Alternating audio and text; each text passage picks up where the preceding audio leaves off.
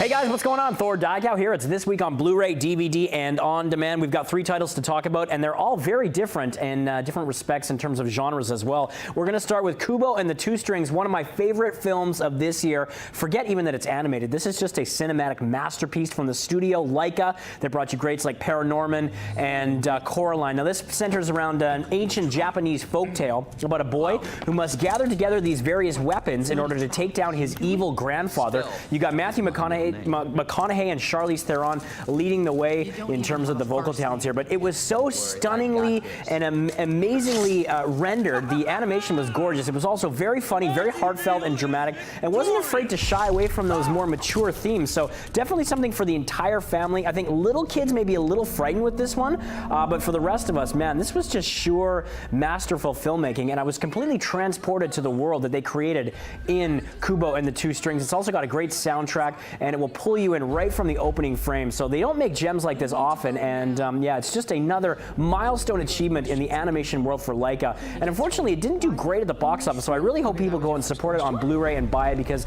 it is an ultimate collector's item for animation lovers everywhere, and just another great notch in the already storied belt that is Laika Studios. Oh, the action too was so well choreographed. Just a great movie all around, completely flawless. I loved it. Buy it, watch it over and over again, introduce the young people to it. What more can I say? There you go, loaded with bonus features as well on the Blu-ray. Kubo and the Two Strings, get it now. All right, we're switching gears. We're talking gritty crime drama, Hell or High Water, and this was one of the most successful indie films of the year. It's a modern action drama set in West Texas, where the distinction between honest men and outlaws has blurred between recognition. So it's about two brothers played by Chris Pine and Ben Foster, and then a short-tempered, well, he's a short-tempered ex-con, Ben Foster. They come together to rob branch after branch of a bank that is foreclosing on their family land.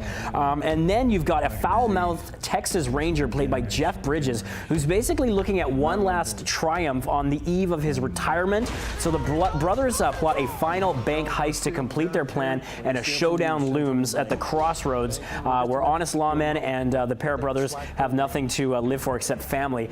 They all collide. So amazing writing here was from writer Taylor Sheridan, who gave us Sicario last year in terms of the script department. It's a great sort of modern noir as well, and Jeff Bridges just sinking his teeth into another great role. I love Chris Pine, and Ben Foster is a scene stealer once again. This guy is like a chameleon out there. So there you go, Hell or High Water, one of the finest dramas of the year, and a great little indie flick as well. And finally, War Dogs. This is an interesting flick based on a true story from director Todd Phillips, who gave us the Hangover trilogy. Stars Miles Teller and Jonah Hill, and Jonah Hill is astounding in this movie. I wouldn't be surprised if he gets a Golden Globe nomination, because he is awesome, probably his finest work here. This follows two friends in their early 20s living in Miami Beach during the Iraq War, who exploit a little-known government initiative that allows small businesses to bid on U.S. military contracts. So they get into the game, things get a little successful, and then they land a $300 million deal to arm the Afghan military. To say the least, they get in over their heads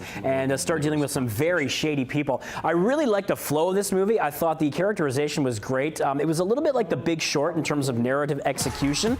Very funny, very dramatic, even has some action. And Todd Phillips has a great way of bringing a lot of kinetic energy to his films, and this does that as well. And again, Jonah Hill, I can't stress enough how great he is in this film.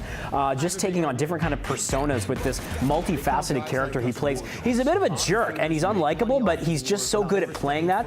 Miles Teller as well delivers another great performance. It's got some surprise cameos as well that I won't spoil for you, but the Blu-ray contains a couple of great features, including General Phillips' boots on the ground, War Dogs access granted, and Pentagon Pie.